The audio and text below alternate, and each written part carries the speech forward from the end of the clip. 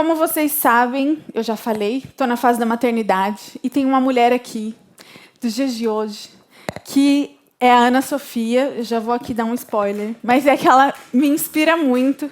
Ela tem 3 meninos, então eu fico a olhar um pouquinho para ela já. E a gente tem algumas fotinhas aqui da Ana Sofia com o pastor Alex. Esses são os 3 meninos dela. Não estão assim atualmente, deve ter uma foto... Olha com o tamanho que eles já estão.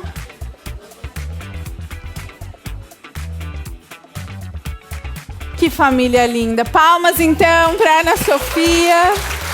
Queria convidar a Ana para vir para cá.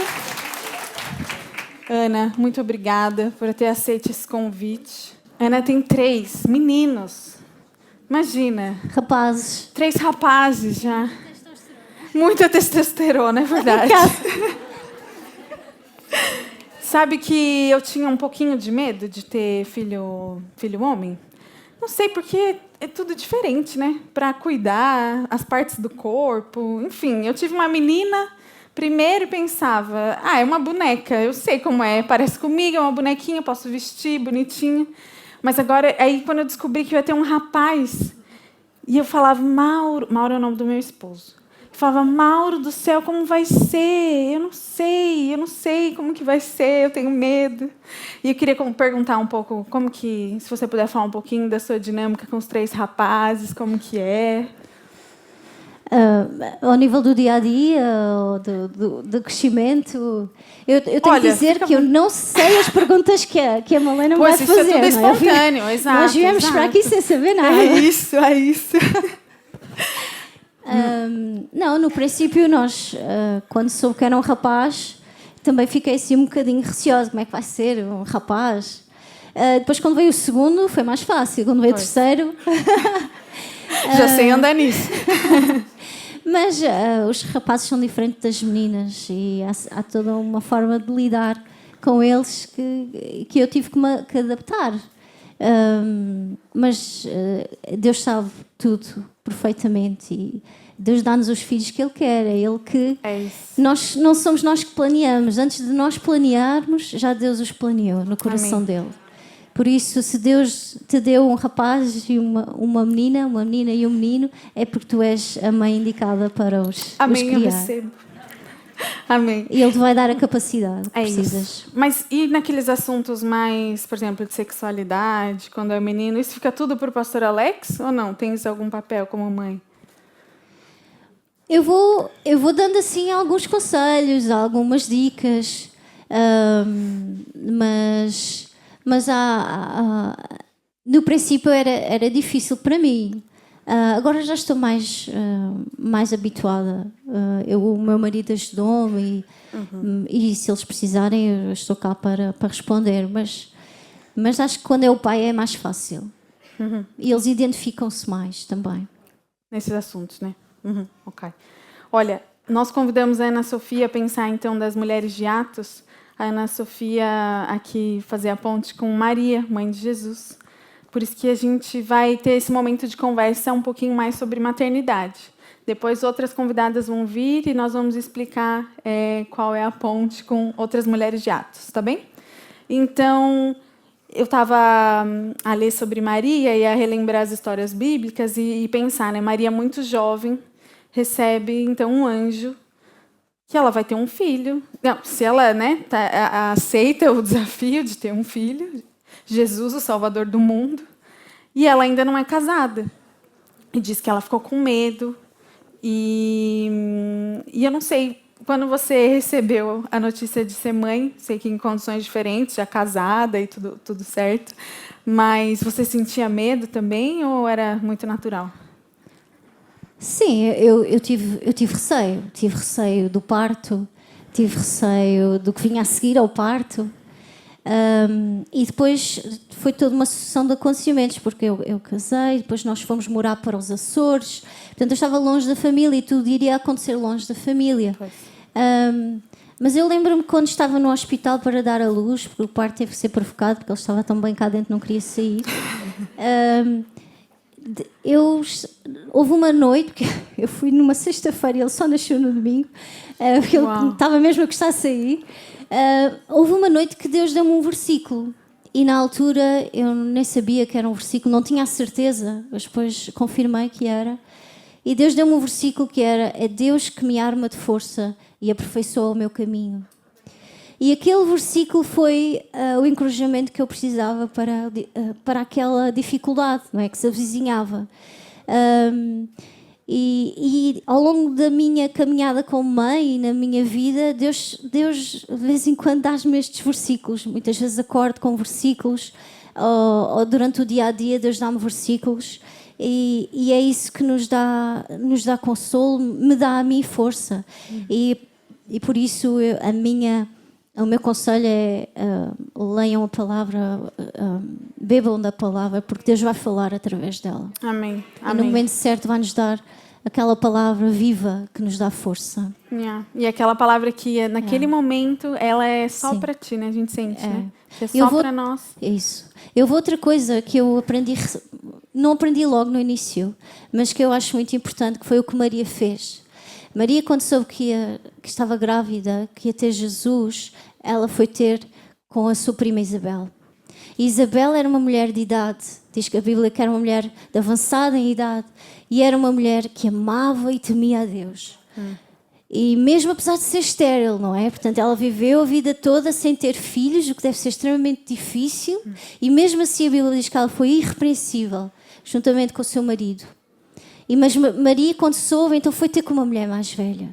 E eu vejo que na minha vida Deus colocou as minhas avós para serem exemplo na minha vida. Não.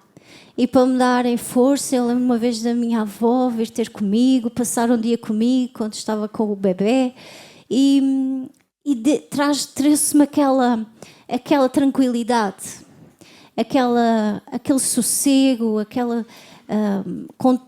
regulação emocional que tantas vezes precisamos no meio do caos, no meio, às vezes, das dúvidas, da inquietação. Estas pessoas mais velhas que Deus coloca na nossa vida, que são exemplo, que são modelo para nós, fazem muita falta. Yeah. Hoje em dia tenho as minhas avós faleceram. Hoje em dia tenho uma madrinha, a minha madrinha de casamento, vai fazer 86 anos. Eu cada vez que saio ao pé dela dá-me vontade de chorar. Porque vejo uma mulher de Deus, exemplo de generosidade, de bondade, de fidelidade a Deus. E eu penso, eu só quero chegar e também ser fiel até ao fim. Amém. Yeah. Nossa, e portanto, já agora, eu queria dizer a todas as mulheres que estão aqui, que amam a Deus, que já têm uma certa idade e que eventualmente podem pensar que já não fazem falta no reino, vocês nem sabem a falta que fazem. Okay? Paulo disse a Tito, na carta que nós temos na Bíblia, que as mulheres idosas ensinem as mulheres mais novas a amarem os seus maridos, a amarem os seus filhos, a serem boas donas de casa, a serem sensatas. E estas mulheres mais velhas que Deus traz à nossa vida são um exemplo. São um exemplo e são bênção, extremamente bênção. Aliás, a Isabel disse a Maria: bem-aventurado aquele que creu, porque serão cumpridas as coisas que da parte do Senhor lhe foram ditas. Isabel trouxe aquela esperança, trouxe fé a Maria, profetizou sobre a sua vida. E é isso que estas mulheres podem fazer na nossa vida, na vida das mais novas. É dizer, estás com medo, estás com dificuldade, sabe que aquilo que Deus falou para ti vai se cumprir. Okay? Não tenhas medo, porque eu sei, pela minha experiência de vida, eu tenho andado com Deus. Ele nunca me falhou, por isso Ele também não te vai falhar. Amém, amém. Uau, isso é muito forte. E eu tô já no segundo bebê e tô nessa fase do puerpério, né? E às vezes a gente tá tão cansada, tá no olho do furacão, e vem alguém que já tem mais experiência e dá aquela chave, né? E falam algo que, não, isso vai passar, tá tudo bem. Daqui a pouquinho você vai sentir falta. Mas quando fala com amor, a gente pensa, nossa, é verdade, acho que eu estou fazendo um drama, né? Estou a exagerar um pouquinho, não é tão ruim assim, já vai passar. Então, como faz falta... E eu não sou daqui, não sou de Portugal. Os meus avós eram, enfim. Mas a minha família está toda longe. E às vezes vem uma pessoa e me dá um conselho, ou aquele abraço de avó, aquele abraço de mãe. E eu fico, é isso. Que maravilhoso é poder estar numa igreja, é uma família espiritual. E mesmo que os meus pais, os meus avós não estejam presentes, eu sei que eu tenho muitas avós aqui, muitas tias, e eu chamo toda a gente de tio, né, porque eu sou brasileira. Então, essa é a minha tia, é a tia da minha filha chama titia toda a gente, mas é a nossa família espiritual e é maravilhoso, é muito bom. Yeah. Sobre isso dos nossos filhos, a Bíblia também diz que os filhos são flechas, né, e que nós somos os arqueiros, ó. E eu fiquei pensar naquela história em que Jesus se perde no templo. E Maria, naquele instinto materno, que ela é humana, começa a procurar Jesus e repreende Jesus. E Jesus fala, não, espera lá, eu estou aqui a tratar as coisas do reino. E eu não sei se você já tem filhos mais velhos, tem um mais pequeno também, mas tem um mais velho. E não sei se você está vivendo esse momento em que tem que deixar, já deve estar, enfim, em diferentes escalas, né? Mas tem que deixar os filhos irem, ficarem mais independentes. Como que tem sido isso? É uma adaptação, não é? As crianças vão crescendo, vão se desenvolvendo e nós temos que ir atrás, não é? Temos que ir acompanhando. Às vezes queremos que elas sejam sempre crianças, mas não é. E temos que ter esse cuidado. Mas o meu marido diz que eu sou uma mãe galinha. Mas eu tento dar-lhes algo, pelo menos ao mais velho, tentar ali alguma liberdade, mas vou sempre perguntando se está tudo bem. Portanto, eu estou sempre perto. E é uma coisa que também vejo em Maria. Maria foi alguém... Maria era uma pessoa extraordinária. Ela aí nesse episódio do templo, ela não perdeu o controle. Ela não se zangou, não ralhou. Eu às vezes penso, ai, se fosse eu. Ai, o que é que ia acontecer àquele rapaz? Mas, e portanto, tenho que ir aprender com ela. Todas nós. E Maria, como eu estava a dizer, Maria, ela acompanhou Jesus, ela esteve lá no momento até ao fim. E, portanto, mesmo quando eles são crescidos, eu acho que devemos estar perto, não é? Nem que seja pela nossa presença, pelo nosso exemplo. Não vamos meter-nos na vida deles, não é nada disso. Mas estamos lá. Só just in case. É isso. Boa. Olha, o papo está muito bom. Mas eu preciso chamar outra convidada. Muito obrigada, Ana Sofia. Agora eu vou chamar a nossa convidada, Ana Mendes. A Ana é líder de ministério no entroncamento. Vamos mostrar as fotinhas. Ela é o esposo.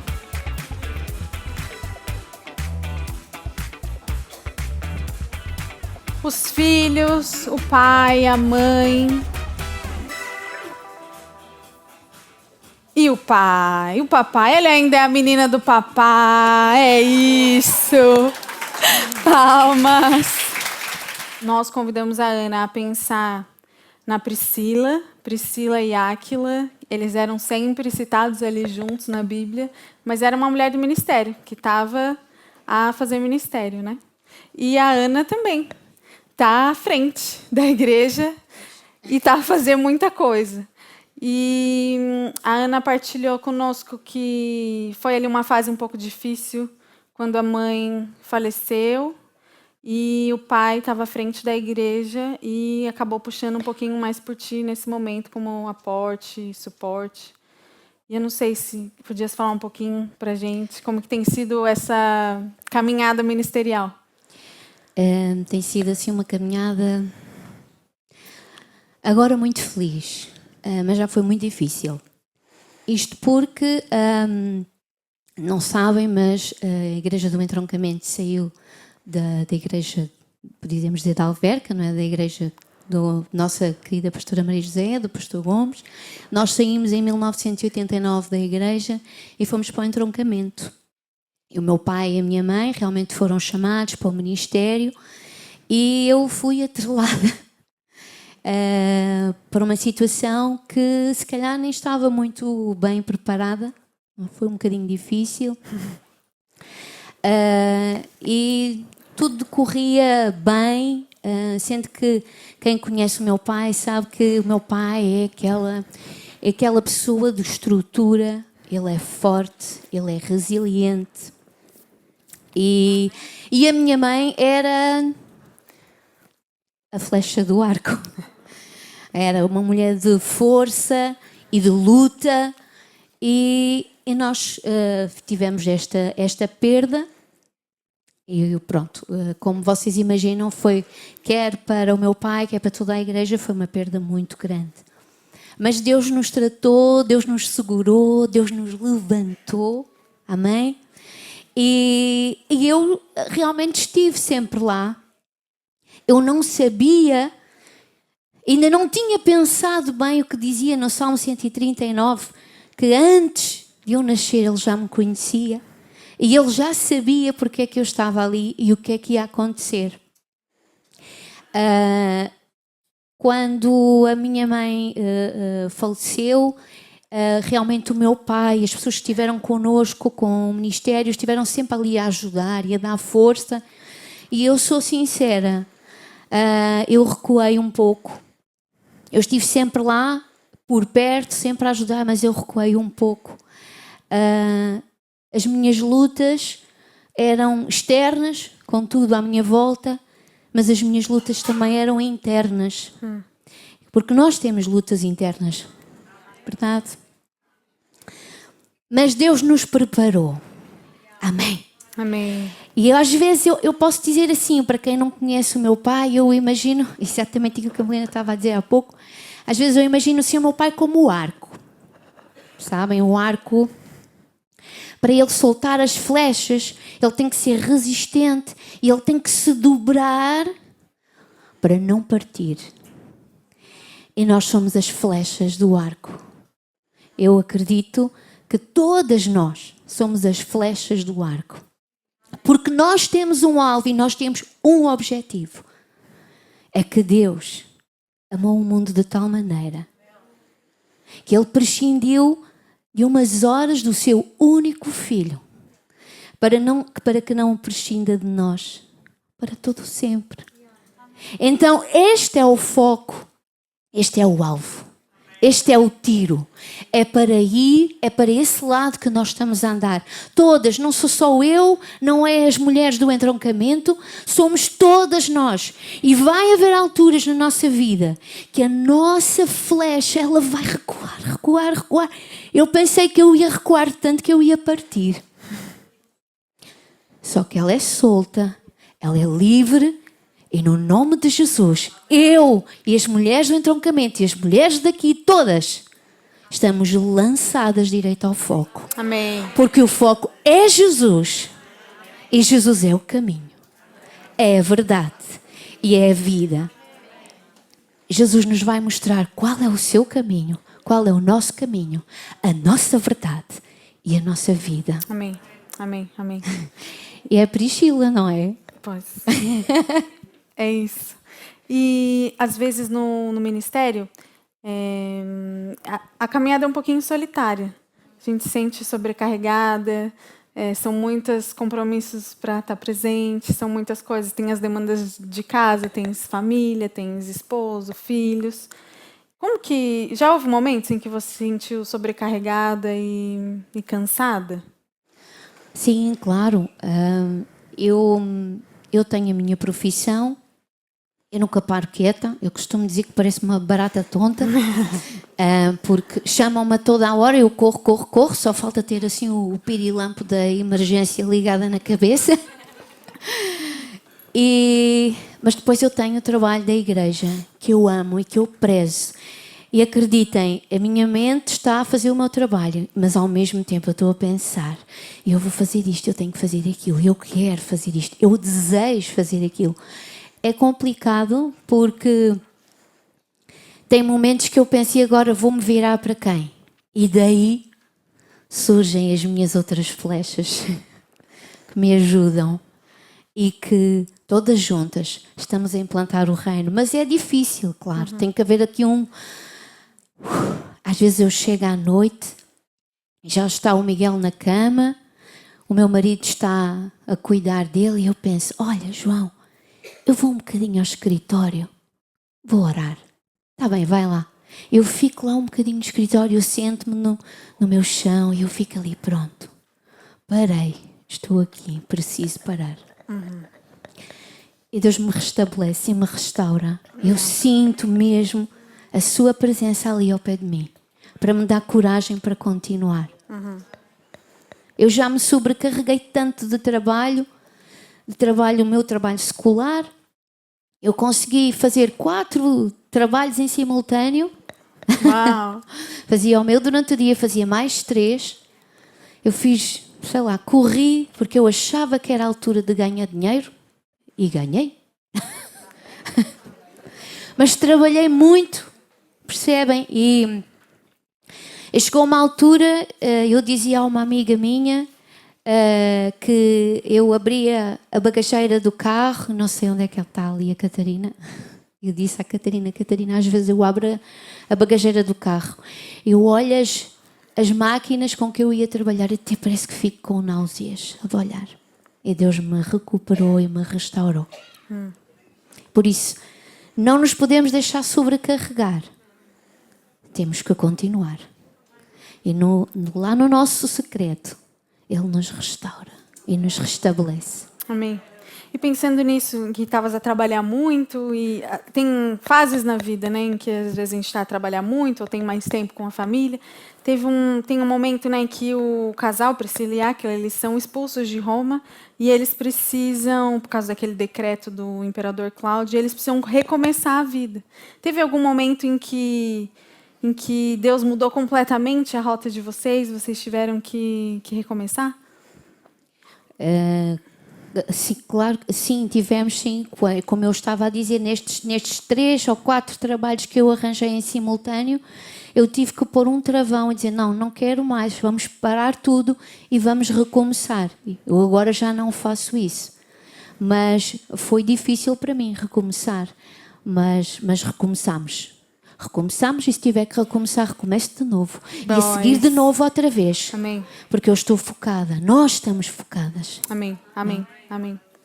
Priscila e Áquila, eles tinham aquele negócio, eles fabricavam tendas, né, assim como o apóstolo Paulo. E você disse que também tem um trabalho secular, também serve na igreja. Eu estava a pensar como um conselho que pudesse dar para nós mulheres, que fazemos muitas coisas, né? A gente tem trabalho, a gente tem os filhos. E na Bíblia sempre cita Priscila e Áquila, sempre juntos. Né? Um chamado de família, desse casal. Então, como que você acha, como você pensa em equilibrar a nossa vida familiar, mas também ministerial e do trabalho? Como que é para a vossa família? Priscila e Áquila realmente são referidos os dois juntos, eles são um só. E eles, os dois, eles tinham o foco do Evangelho e tinham o seu trabalho, não é? Fazer a construção das tendas, eu creio que era uma profissão muito difícil. Os panos eram muito grossos, eles tinham que fazer muito esforço, mas depois eles também iam pregar para o templo, eles iam levar o Evangelho. E nós precisamos de estar com o nosso marido, com os nossos filhos, nós precisamos ter tempo, nós precisamos estar com eles, nós precisamos de combinar. Olha, como é que vamos fazer? Vamos fazer assim, vamos nos organizar. E quando tudo está de comum acordo e Deus está na obra, Ele faz o resto. Nós precisamos dar tempo a Deus, nós precisamos de parar, nós precisamos de ter tempo para orar, para buscar e para estarmos juntos em família. Família é muito importante. Deus nunca chama um e deixa o outro de parte. Não é? No ministério Deus não chama o pastor e a esposa fica. Não. Eu acredito que quando Deus chama, seja para que obra for, Ele chama a família. Eu acredito. Amém, amém. Às vezes não tem o mesmo título, mas eles têm funções e são importantes na igreja, né, a família toda. Eu e o meu marido, a gente tem um combinado, que a gente sempre vai junto. Então, vai a família toda. quando meu marido, ele às vezes ministra fora, eu vou com as crianças, às vezes é longe, às vezes a gente tem que viajar, mas nós vamos todos juntos. Quando eu preciso vir, por exemplo, eu estou aqui, ele veio, ficou o dia todo aí a servir, de manhã, e eu sei que isso não foi possível para todos, mas esse é um combinado da minha família, é como funciona na minha família. Na quarta-feira, a gente tem uma reunião de oração aqui em Alverca, e às vezes eu fico pensando que às vezes dava jeito ficar em casa. Podia colocar a miúda para dormir mais cedo. Eu sei que na manhã seguinte ela ficaria mais tranquila. Mas esse é um combinado. A família sempre vai junto. Porque, independente do que for servido, do que for fazer, nós somos chamados como família, né? Então, acho que foi muito legal isso que você... Muito interessante isso que você disse, Ana. O marido e a esposa são chamados para servir a Deus, né? Sobretudo, juntos. Por exemplo, nós hoje eu estou aqui e o meu marido está no telhado da igreja a arranjar umas coisas. Portanto, assim, nós combinamos, nós estamos a trabalhar, nós estamos em conjunto. Ele está lá em cima, eu sei que ele está a preparar lá o que não estava tão bem, o meu pai está lá. E nós combinamos assim, ele disse, tu vais para Florescer, então eu vou para o telhado. É isso, boa.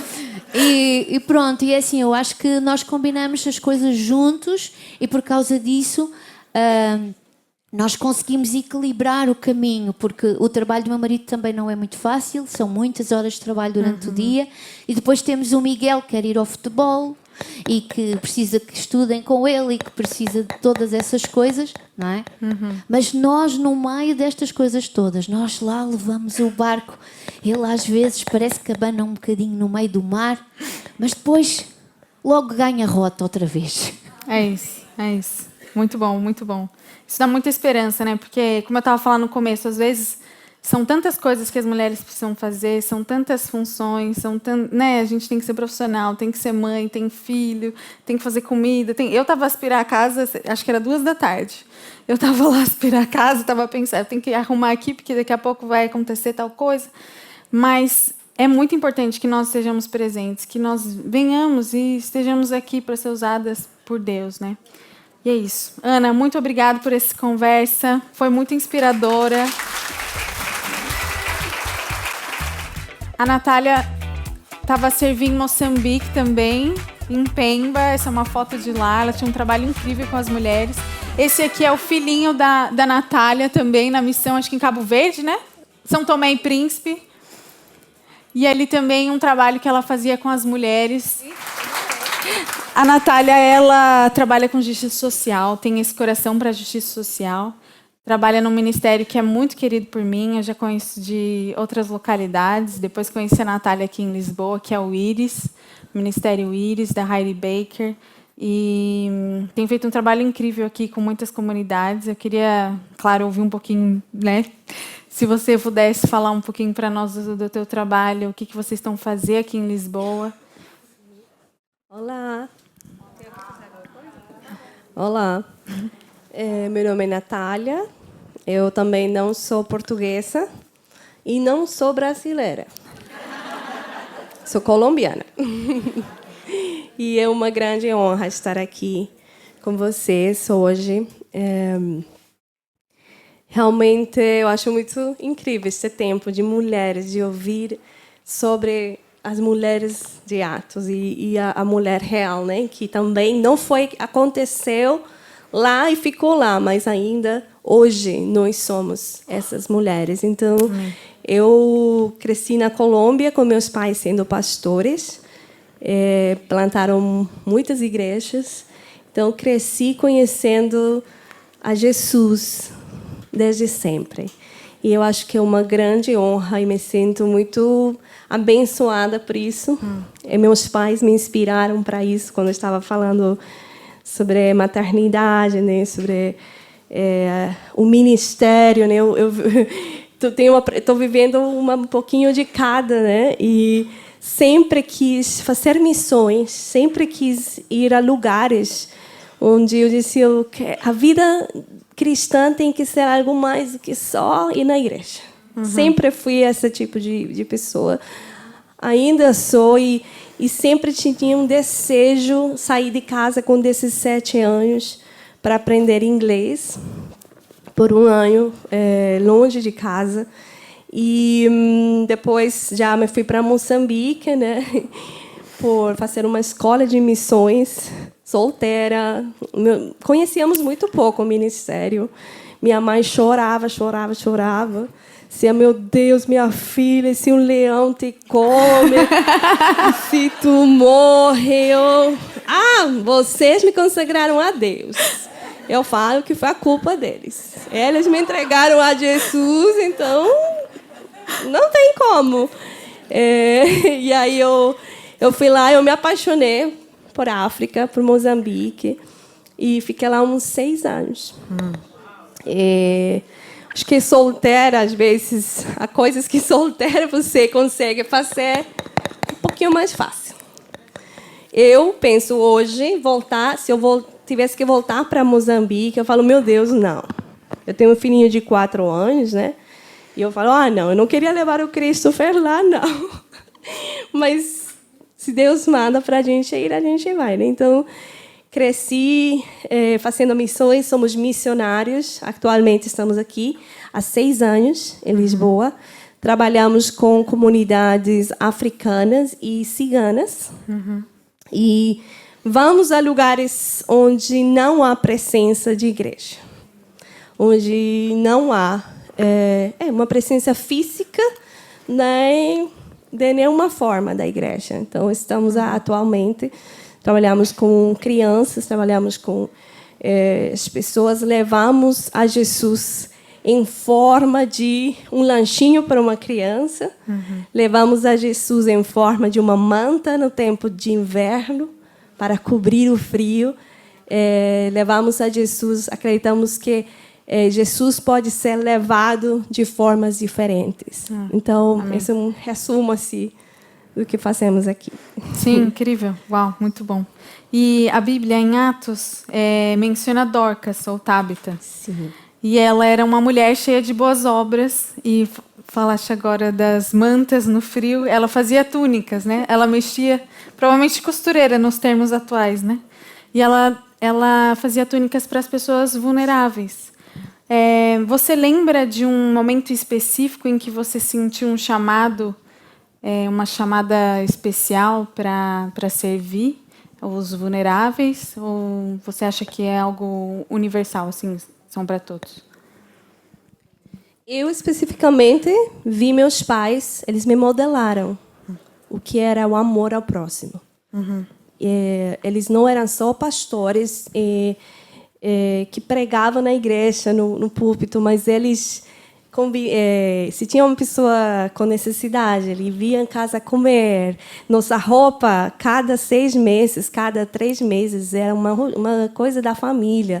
Bora lá ver o que você não está usando. Vamos usar roupa. E eu amava fazer isso. Nossos brinquedos, né? Então, sempre foi uma cultura em casa. Para mim, eu aprendi que a missão, que é ajudar aos outros, é algo que todo cristão deve fazer. Amém. Eu acredito que não é só aqueles... e muitas pessoas falam quando a gente... Uau, vocês são incríveis, vocês que corajosos, os missionários. E eu me sinto, uau, mas você também. Nós, como igreja. Eu acho que é uma chamada para a igreja. E eu amo muito ver a vida de Dorcas, né? Ela era uma discípula de Jesus. Eu amo que ela é chamada de discípula de Jesus. Nem todo mundo tem esse título na Bíblia. E o ser discípulo de Jesus, né, tem que refletir Jesus. E Jesus parava pelos pobres, pelos necessitados, pelos doentes, né? É verdade. Então... E o amor se parece com alguma coisa, né? Geralmente. Exato. Ainda mais quando a vida é corrida e tem tanta coisa para fazer... Parece que quanto mais a gente vai crescendo na caminhada, fica mais difícil ouvir um amor que é só de palavras. Se ele não representa nada, se ele não tem ação, é difícil a gente se sentir amado, né? E acho que na caminhada cristã também. Se a nossa vida cristã não tem sacrifício, não tem formas de expressar Jesus, será que a gente está vivendo mesmo um evangelho que é genuíno? Porque é como você disse, a gente está vendo alguma pessoa necessitada, a gente vai olhar e não vai fazer nada. qual é o Jesus que eu tenho pregado com as minhas ações, né? Eu estava no trabalho e estava ouvindo uma... Estou aqui já a contar uma história. Eu estava no trabalho e estava ouvindo uma colega falar do avô, que estava no hospital. E eu sei lá se ela era católica, se ela era ateia, não sei, enfim. E aí ela estava contando do avô. E aquilo, na hora, aquilo mexeu comigo. Eu preciso fazer alguma coisa, a gente tem que orar. Porque... E aí eu falei, como eu vou fazer isso aqui no trabalho e tal? Aí ela foi na casa de banho, ela estava muito abalada e estava emocionada. Sabe quando no trabalho você não pode chorar em público, né? Toda gente teve isso já, né? E aí você vai na casa de banho. Aí eu falei, é agora que eu vou, né, falar com essa menina. E ela foi para a casa de banho e estava mesmo muito abalada. Eu abracei, comecei a falar com ela. E aí eu comecei a falar. Falei, nossa, que o seu avô fique bem, que Deus possa... olhar para ele nesse momento, e aí não aguentei, comecei a orar. E depois ela veio semanas depois a falar, muito obrigada por aquela oração, meu avô saiu do hospital e está super bem. E eu falei, mas não é porque eu senti algo, nossa, vou evangelizar, é porque queimou em mim, eu precisava dar aquilo que eu tinha, né? E você falando assim, você era criança, viu os brinquedos, é uma oportunidade que eu posso dar para outras crianças também, né? Eu tenho uma roupa, eu posso dar para outras pessoas, né? O evangelho, ele é muito mais palpável, né, do que às vezes a gente idealiza, né? A gente precisa parar, olhar para as pessoas e às vezes eu sinto também que a igreja, a gente está um pouco, se calhar, meio anestesiado, assim, né? Tá a viver a nossa agenda e às vezes tem parado pouco pelas pessoas, né? E eu não sei se você saiu da Colômbia, viveu em África, Moçambique, Portugal. Às vezes... Casar com brasileiro. Casou com brasileiro. Não entendi o parênteses aqui. O missionário, ele acaba deixando muita coisa para trás. Sim, muito. E como que é para você deixar... Você falou de uma forma tão linda dos seus pais. Como que é deixar pais, famílias, para obedecer a Deus, independente do lugar, né? Em Moçambique, agora aqui em Portugal. Sim, não é fácil, não é fácil. Pronto, eu já estou nesta caminhada, já estou nesta jornada há mais de 20 anos, sozinha, assim, na missão, né? Então... Com o tempo, eu acho que é um pouquinho mais fácil, mas quando eu me tornei mãe, também foi muito difícil. Eu estava aqui, pandemia, conhecíamos muito poucas pessoas. Foi muito difícil. Eu achava que eu já, como tinha ido na África, tinha feito tanta coisa, não, a maternidade seria... eu consigo. Posso, tudo eu consigo. Daí... percebi que é diferente estar longe de casa. Então, não é fácil, mas quando a gente entende, né, que o Senhor deve ser o primeiro na nossa vida, quando a gente entende que Ele é Deus. Ele não pode estar aqui, né? Não pode estar minha mãe, meu pai, não pode estar meu marido, meu filho. E Jesus, né? Ele está aqui. E se Ele fala para eu largar tudo e fazer o que Ele quer, né? Eu tenho que obedecer a Ele. Então, Amém. Tem sido um sacrifício, mas eu posso dizer que tem sido o melhor sacrifício. E eu faria de novo e de novo. E de novo também por ver o Evangelho sendo espalhado nas nações da terra. Amém. Porque eu acredito que Dorcas, com cada coisa que ela fazia, que ela costurava, e até que eu enviei uma foto para ti, eu não sei se a gente poderia colocar rapidinho, que me lembrou muito, é uma das fotos que eu estou com as mulheres na África, não sei se é possível, mas tem uma história lá, um testemunho, que eu lembro muito, e cada vez que eu lembro dessa história, eu fico muito quebrantada, eu choro muito. Mas eu trabalhava com mulheres viúvas e mães solteiras. E nós criamos uma microempresa lá com elas, de bijuteria. E eram mulheres que ninguém dava um peso por elas. Elas não sabiam escrever o nome, não sabiam ler, não sabiam nada. E quando eu chego lá e começamos a aprender alguma coisa, um dia eu perguntei para elas o que vocês gostariam de ter. Alguma coisa para a nossa salinha de bijuteria. Éramos umas 100 mulheres. E elas falaram para mim, nós queríamos eu sempre esqueço o nome disto. apron, um Avental. Mas tem que ser roça. Tem que ser roça. E eu, avental roça. Para mim, tipo, meu Deus, roça. Ok, enfim, a história a gente consegue,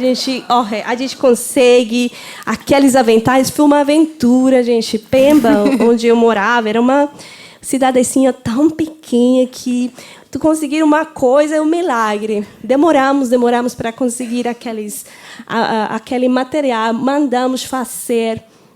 E eu nunca vou esquecer, quando a gente entrega para elas, né, e falamos, eu falei, mas você tem uma curiosidade, por quê? Por que um avental roça? Por quê? Porque roça é cor de menina, de mulher, e nós somos mulheres. E 2, quando nós colocamos esse avental e saímos de casa, todas as pessoas que vão olhar para nós vão dizer, lá vai aquela mulher que ela tem alguma coisa para fazer, que ela tem uma profissão, que ela é algo. Uhum. Quando elas falam para mim, isso é uma história que eu conto muito, porque trouxe para mim, mais uma vez, uma certeza de que minha vida não é minha vida. Uhum. Jesus deu a sua vida por mim. Eu não posso ser egoísta, dizer, não, é que eu quero estar aqui bem. Eu quero estar com minha família, com minhas coisinhas certinhas, minha vida, nossas finanças, nós vivemos de apoio, de igreja, de pessoas. E às vezes é tão bom ter tudo certinho, mas a causa do evangelho, a causa de mulheres sendo dignificadas, tendo uma identidade, eu faria tudo de novo, de novo. Então, eu acredito que, como a Malena estava falando, né, a palavra diz que a fé sem obras é morta. E nós não podemos ser uma igreja que está a dizer, né, aqui em Tiago 2 fala, né, meus irmãos, qual é o proveito se alguém disser que tem fé, mas não tiver obras? Pode acaso semelhante fé salvá-lo? Se um irmão ou uma irmã estiverem carecidos de roupa e necessitados de alimento cotidiano, e qualquer entre vós lhe disser, ide em paz, aquecei-vos e fartai-vos, sem contudo lhe dar o necessário para o corpo, qual é o proveito disso? Então, assim também a fé, se não tiver obras por si, está morta. Eu acredito que nós temos que ser uma igreja que não só fala que temos fé, mas agimos. Amém. Se há alguém em necessidade, vamos deixar de pensar um pouquinho só em nós, porque Jesus nos trouxe aqui para impactar. E quando Dorcas morre, o que acontece? Amo. Sim. Imagina chamou a comunidade toda. Por favor, imagina se a igreja morre em Portugal. Se a igreja morre, será que os vizinhos vão sair correndo a querer ressuscitar a igreja? Ou vão dizer, ainda vem, porque nem fazem nada, só criticam. Que sejamos uma igreja relevante. Amém. Que sejamos mulheres relevantes. Amém.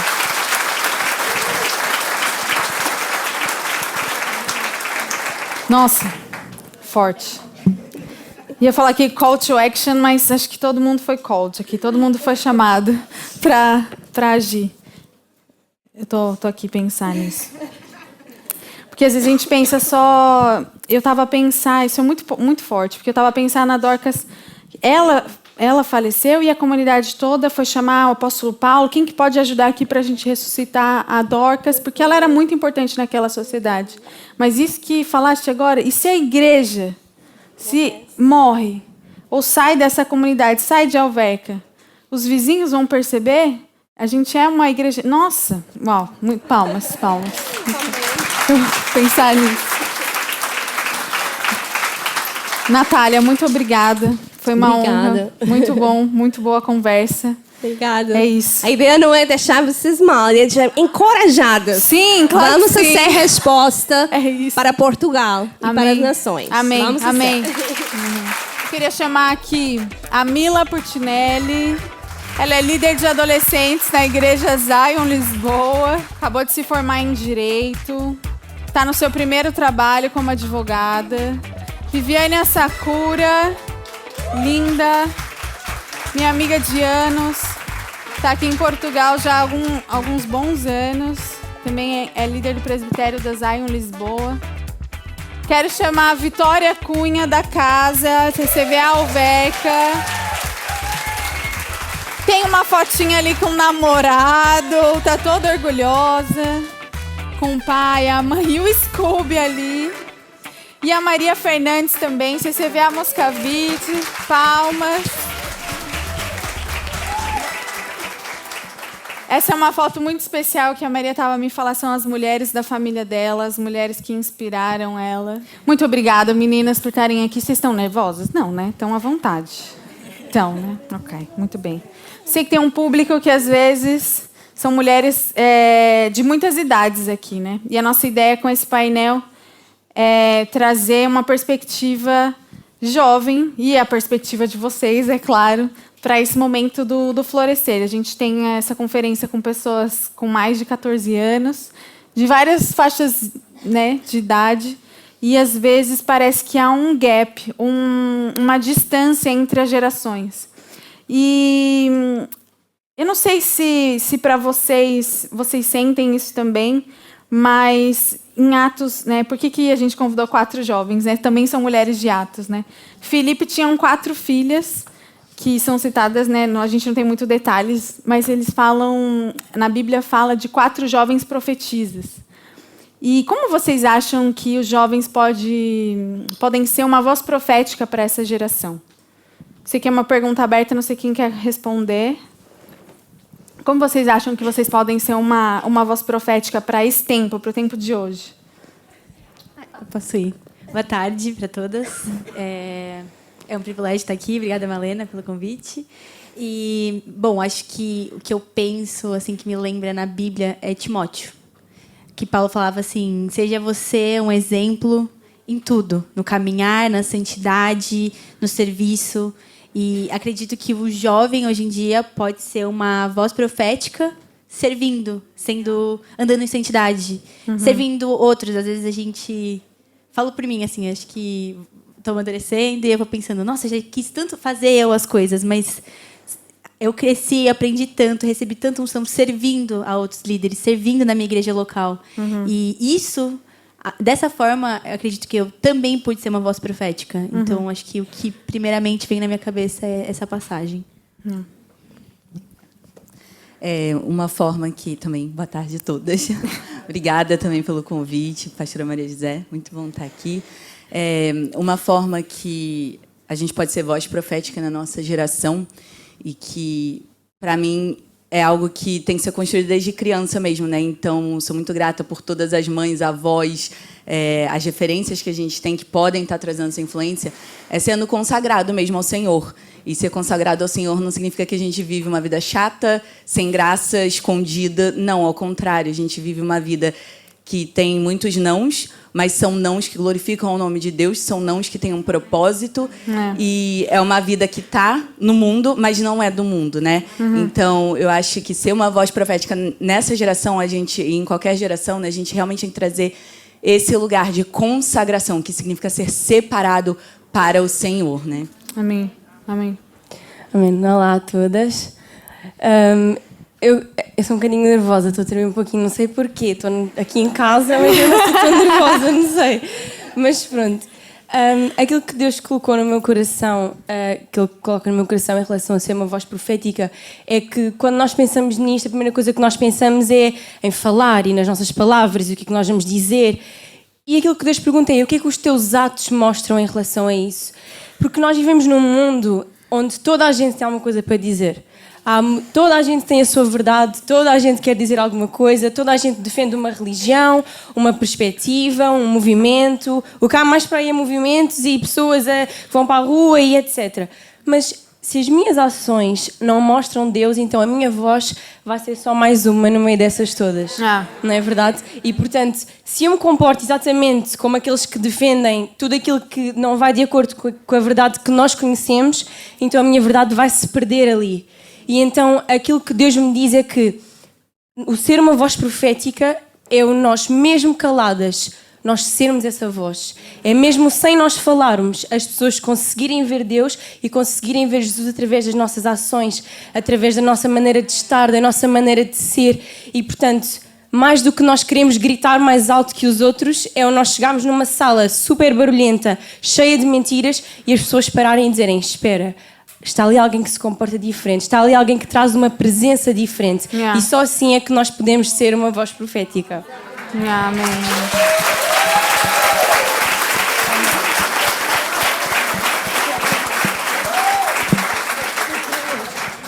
Olá, boa tarde a todas. A mim o que me diz ser uma voz profética é uma coisa que me traz uma grande responsabilidade. Assim como a Vitória disse, não é só querer falar mais alto, não é só querer falar, mas sim pelas nossas atitudes.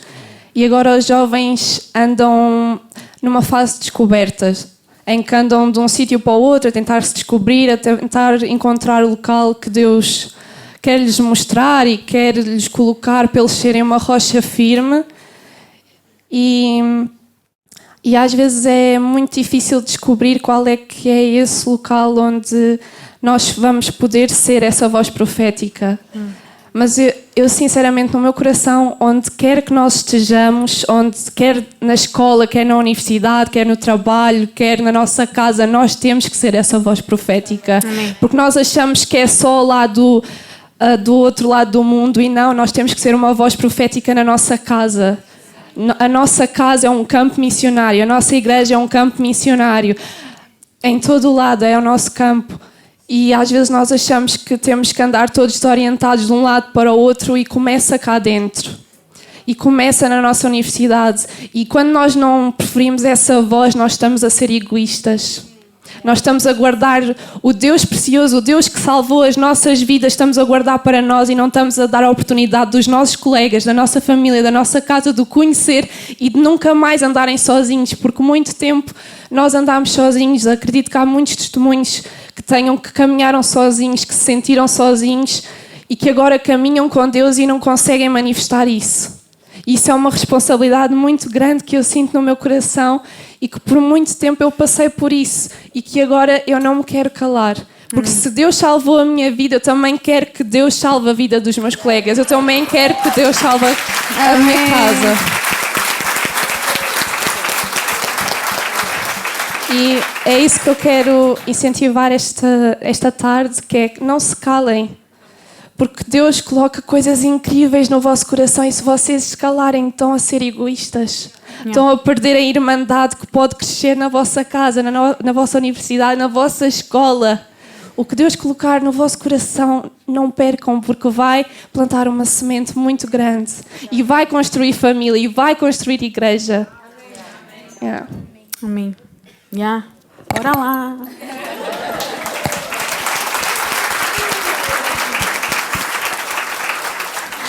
E nisso que a Maria estava a falar, eu estava a pensar, né? Antigamente, eu ouço as histórias dos meus pais, assim, parece que ser cristão era uma coisa que trazia muita vergonha, assim, né? Era uma pessoa com uma Bíblia embaixo do braço, assim, era quase um ET, assim, um extraterrestre. O que se passa? Eu acho que hoje em dia está um pouquinho melhor. Claro que a gente tem situações em que, né, os nossos amigos podem resistir e tal.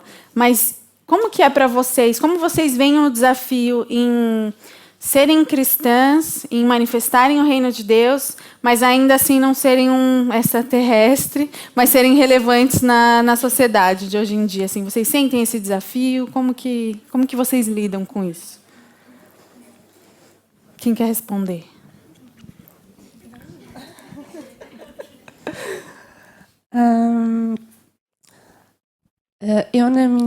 Eu principalmente sinto isso muito. Quer dizer, eu primeiramente senti isso muito na minha família ao início, apesar de ter a minha mãe, a minha avó, que sempre me ajudaram nessa batalha. E a família gozava muito comigo e com a minha mãe, quando a minha mãe pedia para orar nos jantares de Natal.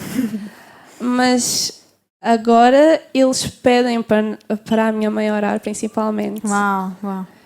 E às vezes nos momentos de aflições que eles sentem, como por exemplo a minha prima num teste, ou a minha tia teve um acidente de carro e a minha mãe estava lá com ela e a primeira coisa que ela disse: por favor, ora ao teu Deus para nós sairmos daqui. E elas sabem quem é que está lá no momento do socorro. Apesar de ainda terem quase que essa dependência de nos pedirem para orar, nós dizemos sempre: tu podes orar, Deus também é contigo, não é só connosco. E esta passagem de linhagem também ajuda muito e é uma coisa que eu sou muito grata por ter esta descendência, esta família, estas mulheres que me ajudaram a combater isto para eu não parecer um extraterrestre no meio da minha família. E acho que a coisa mais magnífica também é ter igreja, para não parecer um extraterrestre neste ambiente todo, ter amigos que orem connosco, também pelos nossos colegas, também pela nossa casa. E é uma coisa que fala muito em Atos, que é ser igreja-família.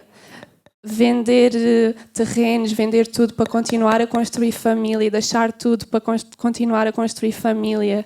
Ter tempos e horas de oração para continuar a construir família. E ter uma igreja em que podemos dizer: olha, eu estou a tentar falar de Deus a um colega e ele acha isto meio estranho, contradiz-me um bocado, e poder dizer: olha, eu vou orar contigo, tu vais conseguir trazê-lo a esta casa e nós vamos o receber muito bem. Porque não é só trazê-lo a casa e esperar o contributo dos nossos irmãos e dos nossos amigos na igreja também é muito importante. Isso é muito bom. Isso é muito bom, porque pelo menos eu, quando era jovem, eu sempre pensava nisso. Eu vou convidar um amigo ou uma amiga, vou falar de Jesus, mas se calhar eu vou levar a igreja, como que vai ser? Como que as pessoas vão recebê-lo? Isso é uma preocupação muito forte do jovem, né? E quando isso que estás a falar, ter uma família espiritual que recebe bem os nossos amigos, que abraça os nossos convidados, isso é muito importante, né? Isso é muito bom, muito bom. Acho que, para mim, assim, tanto na faculdade e no mercado de trabalho hoje, algo que eu noto no dia a dia é que, de primeira, as pessoas causam uma estranheza, né? Então, realmente, o crente, ele vai ser estranho. Tipo, se a gente é muito parecido com o mundo, a gente para de salgar a terra. Então, acho que algo que vai causar estranheza no início. Então, por que você não mente? Por que você não faz não sonega o imposto? Por que você não cola na sua prova da faculdade? Por que você não faz uma fofoca? Por que você não se senta na roda de fofoca? Isso vai causar estranheza no início.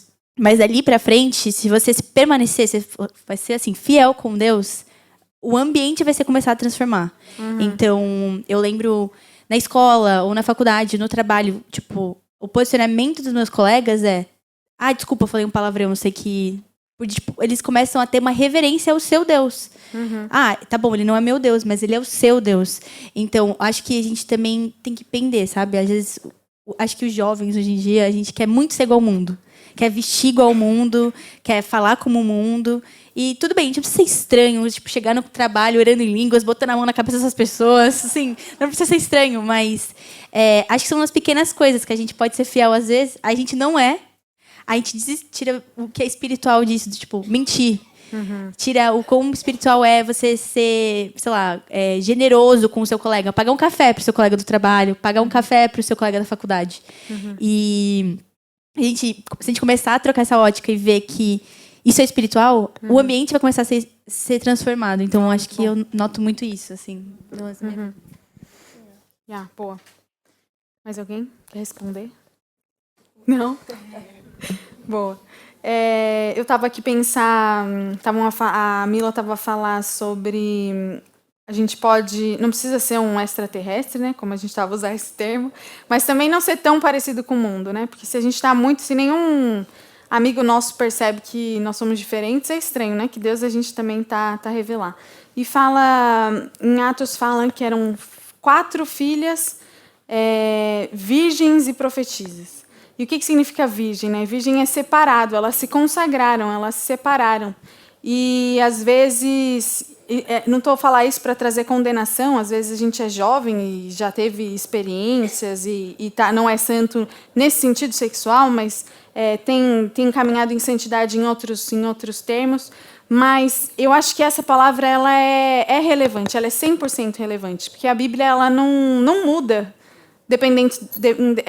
dependendo da nossa história, né? Às vezes a gente pode ter caído e pode ser redimido pelo sangue de Jesus, mas a Bíblia não muda.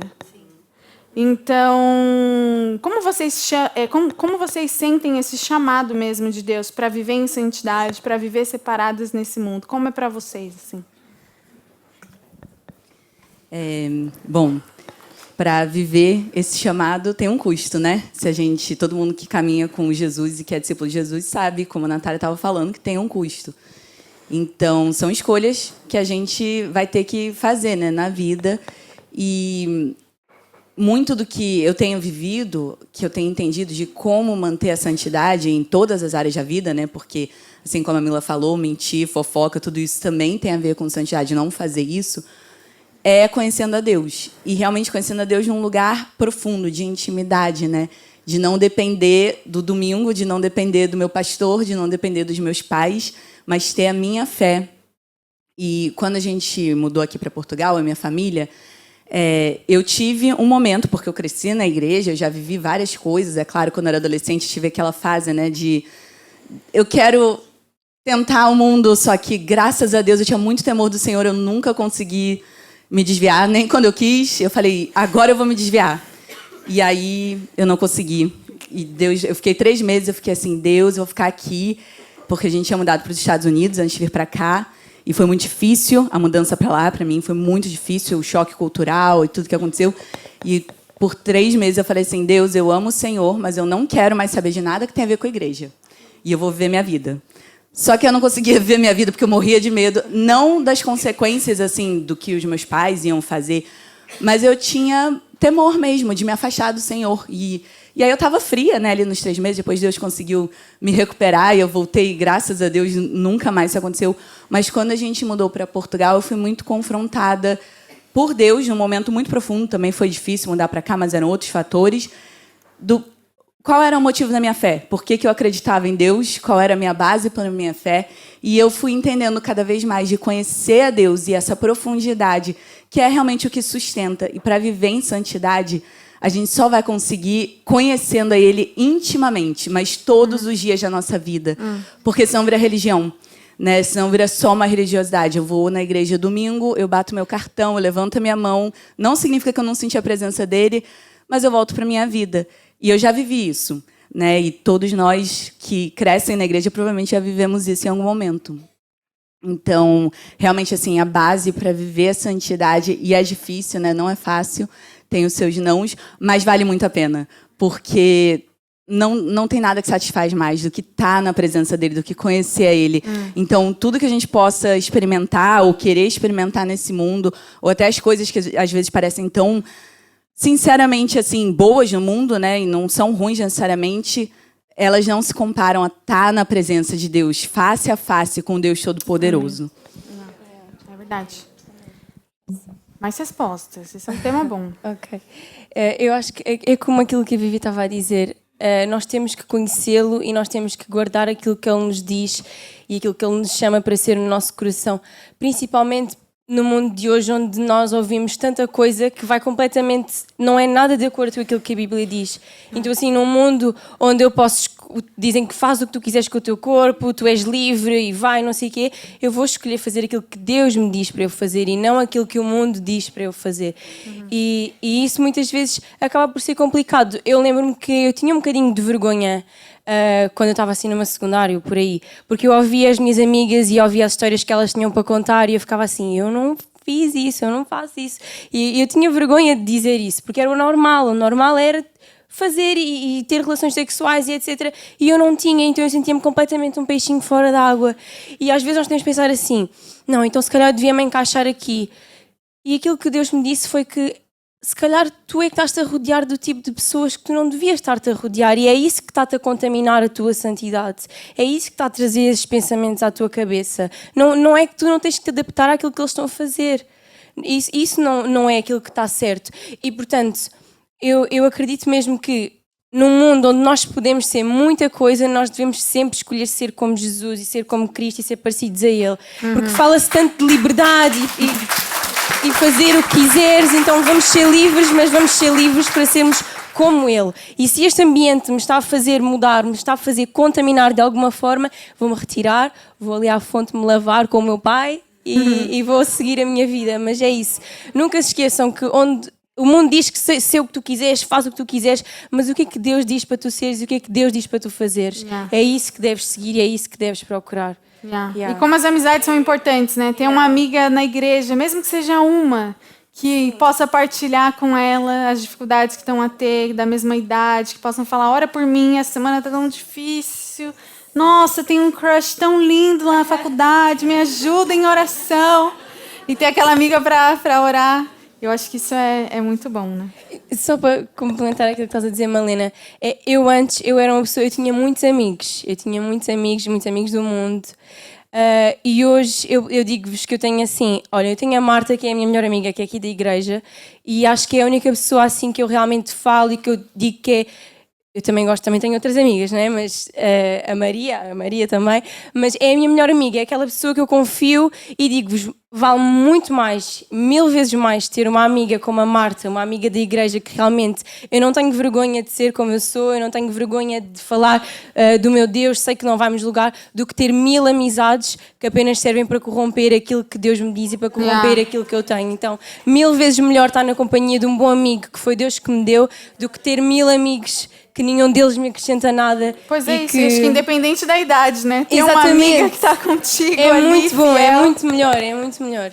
Isso é muito bom. Antes de encerrar, a gente está caminhar para o fim, eu só queria perguntar para vocês, assim, como a gente sempre tem um momento em que uma geração passa o bastão para outra, né?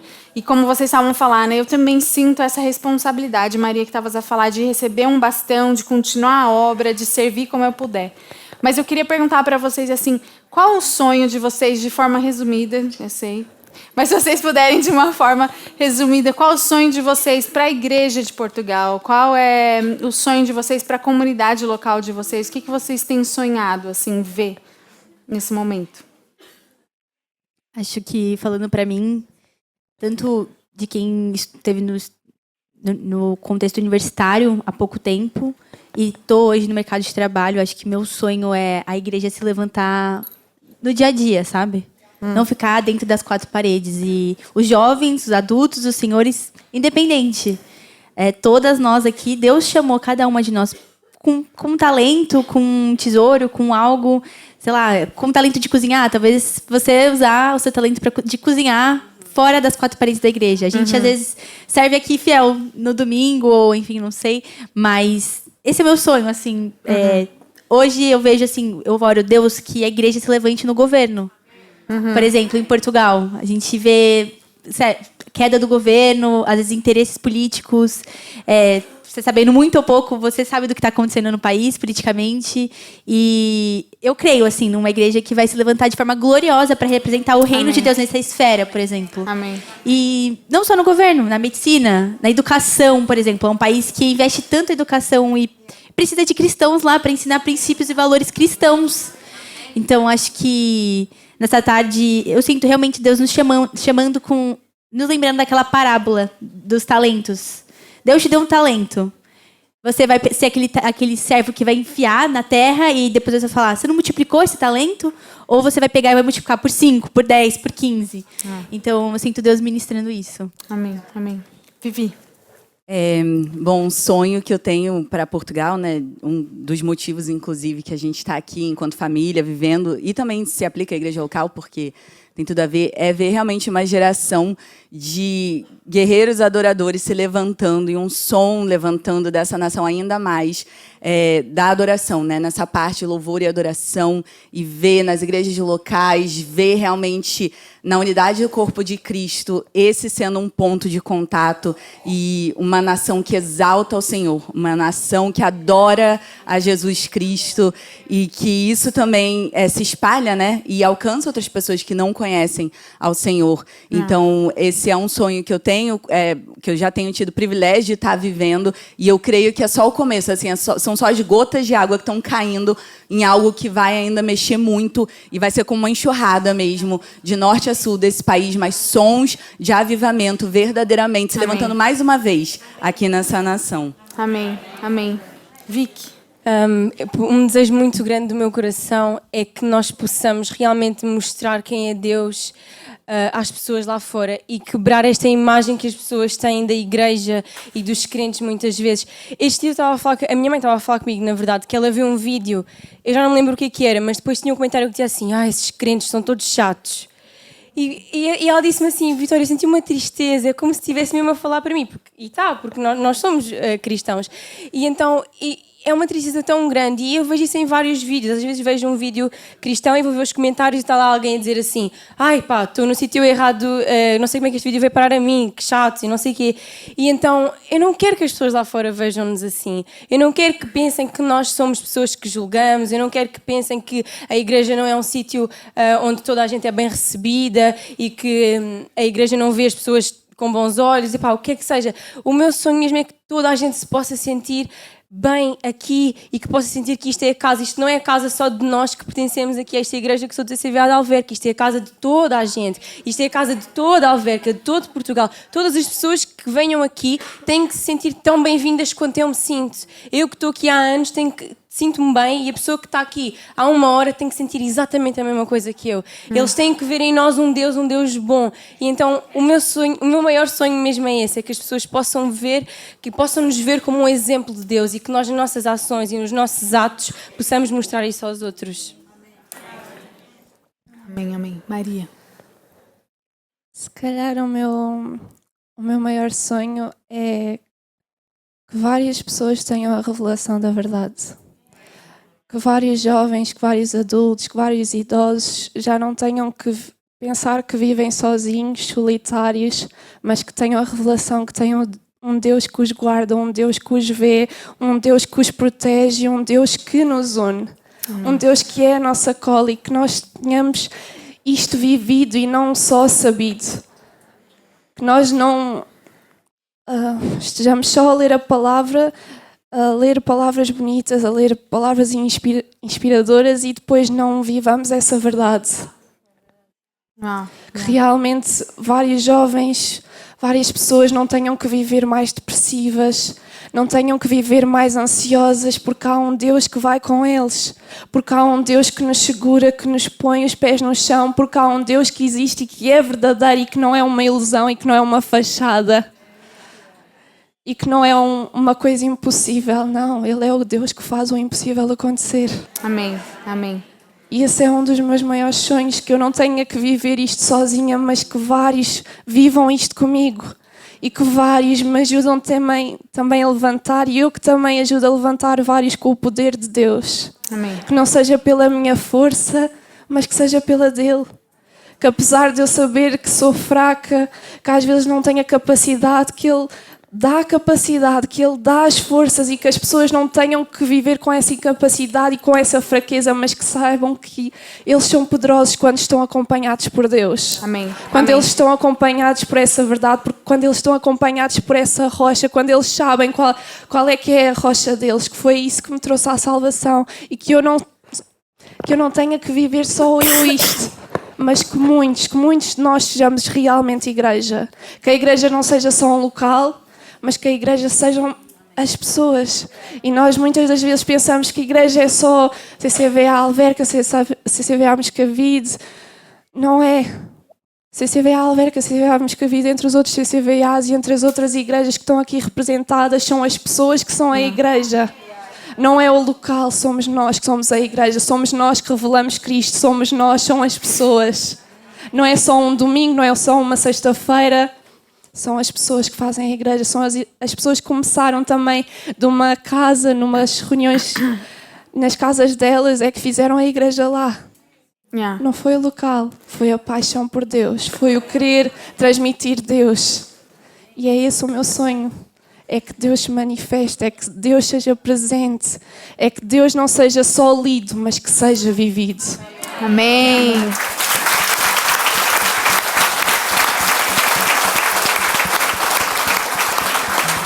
É isso. Muito obrigada.